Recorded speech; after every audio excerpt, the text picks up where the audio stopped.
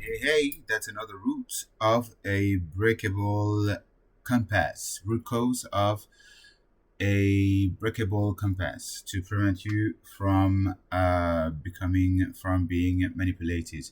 So here is the childhood survival maps running your life right now. So the thing is that what happens that there is a current situation that resembles path threats, so it looks like an old threat that you already know.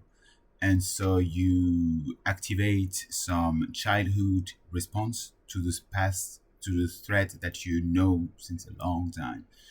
And so you react as a child, basically, as you were reacting as a child. It can be like withhold behavior, it can be like hiding, appeasing, or defending yourself. And the situation is not resolved because it's an old behavior which is not the same, which is not adapted to the current circumstances of your life. It's like you were independent, you were dependent of your parents when you were a child, for instance. But like right now, perhaps you have a job, right? So perhaps you have children yourself, so it's like you don't want to react as a child in front of your children, right?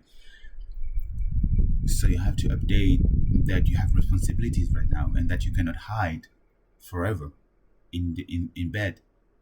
So like you can go there a little, and then you embrace it like, oh, I'm reacting as I did before, and then up, move past it and like, okay, I did it. I am a grown up now. I can handle it, and update your behavior that way. You can do that because like we navigate life with some type of mapping, like to for this cue we can answer in this way or this way and this way, and then happens this and we can answer in this way, in this way, in this way.